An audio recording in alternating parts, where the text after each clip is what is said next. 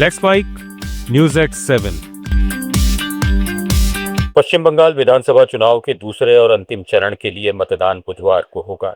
इसमें 142 विधानसभा सीटें हैं और नदिया, पूर्व वर्धमान, हावड़ा, हुगली, उत्तर 24 परगना, दक्षिण 24 परगना और कोलकाता के क्षेत्र शामिल हैं। इन 142 सीटों पर कुल 1448 उम्मीदवार मैदान में हैं। आयोग की पहल के तहत इस बार ईवीएम और बैलेट पेपर पर उम्मीदवारों की रंगीन तस्वीरें, उनका क्रमांक, नाम और चुनाव चिन्ह बड़े अक्षरों में दिए गए हैं ताकि मतदाताओं को आसानी हो।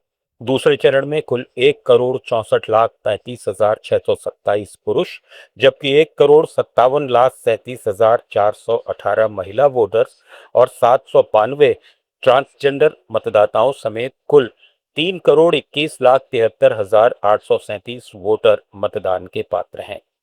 दूसरे चरण की वोटिंग के लिए केंद्रीय बलों की 2407 कंपनियां तैनात की गई हैं। इसके साथ बंगाल पुलिस और कोलकाता पुलिस भी तैनात रहेगी।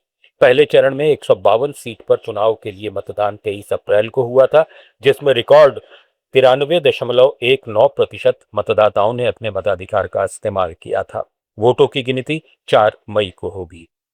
पश्चिम बंगाल विधानसभा चुनाव से पहले यूपी कैडर के आईपीएस अजय पाल शर्मा को लेकर तृणमूल कांग्रेस और बीजेपी के बीच टकराव बढ़ता जा रहा है। टीएमसी महासचिव अभिषेक बनर्जी ने चेतावनी दी है कि 4 मई के बाद अजय पाल शर्मा को कोई नहीं बचा पाएगा। वहीं टीएमसी सांसद महुआ मोइत्रा ने भी उन पर हमला बोलते हुए उन्हें बीजेपी का एजेंट बताया है। विवाद की वजह बना एक वायरल वीडियो जिसमें अजय पाल शर्मा फाल्टा सीट से टीएमसी उम्मीदवार जहांगीर खान के घर जाकर सख्त चेतावनी देते दिख रहे हैं। चुनाव आयोग ने उन्हें बंगाल में पुलिस ऑब्जर्वर नियुक्त किया है, लेकिन इस कार्रवाई पर सवाल उठ रहे हैं।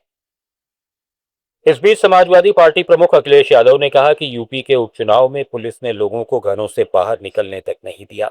उनका दावा है कि सेंट्रल फोर्स के अधिकारियों पर दबाव बनाया जा रहा है और उन्हें बड़े पदों का लालच दिया जा रहा है ताकि वे बीजेपी के पक्ष में काम करें। उन्होंने चुनाव आयोग पर भी सवाल उठाते हुए कहा कि आयोग से जुड़े लोगों के परिवारों को बड़ी पोस्टिंग दी जा रही है। अखिलेश यादव ने आरोप लगाया कि अगर अधिकारी बीजेपी के निर्देशों का पालन नहीं करेंगे तो उनके खिलाफ कार्रवाई की जाएगी।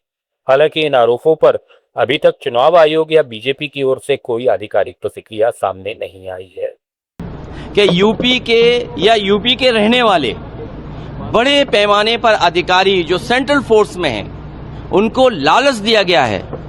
उन्हें लालच इस बात का भी दिया गया है कि ये चुनाव जिताइए, वोटर्स को रोकिए, हम आपको बड़ा सम्मान देंगे, बड़ा पद देंगे।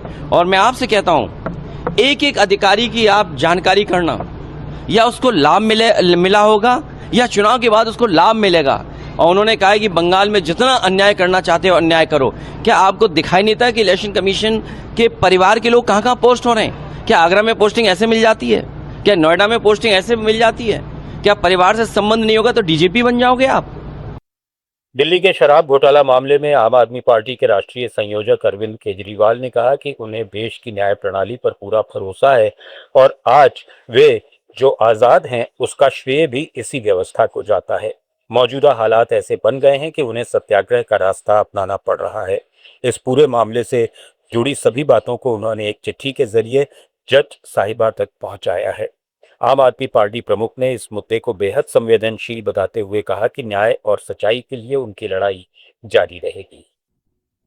कांग्रेस नेता जयराम रमेश ने एक बार फिर मांग दोहराई कि महिला आरक्षण कानून को लागू करने के लिए सरकार को सभी दलों की बैठक बुलानी चाहिए। पार्टी का कहना है कि 2029 से मौजूदा लोकसभा की संख्या के साथ ही इस कानून को लागू करने का रोड मैप साफ किया जाए। जयराम रमेश ने आरोप लगाया कि अब वक्त आ गया है कि प्रधानमंत्री मोदी महिलाओं का इस्तेमाल अपने राजनीतिक एजेंडे को आगे बढ़ाने के पाप का प्रायश्चित्त करें। कांग्रेस का कहना है कि महिला आरक्षण लागू करने में देरी करना महिलाओं के अधिकारों के साथ अन्याय है और सरकार को इस पर तुरंत स्पष्ट कदम उठाने चाहिए। केरल के सबरीमाला मंदिर समेत धार्मिक स्थलों में महिलाओं के प्रवेश पर सुप्रीम कोर्ट में सुनवाई जारी है। आज बहस का 9वां दिन है और धर्म बनाम समानता का मुद्दा केंद्र में है। सुनवाई के दौरान वकील कृष्णराज कुमार ने दलील दी कि मंदिर के देवता एक कानूनी व्यक्ति हैं और उन्हें यह अधिकार है कि कौन अंदर आ सकता है। वहीं एडवोकेट निजाम पाशा ने कहा कि हर धार्मिक स्थल की अपनी मर्यादा होती है जिसे बनाए रखना जरूरी है। न्यूज़ एट 7 में फिलहाल इतना ही। बने रहिए लेफ्ट माइक के साथ।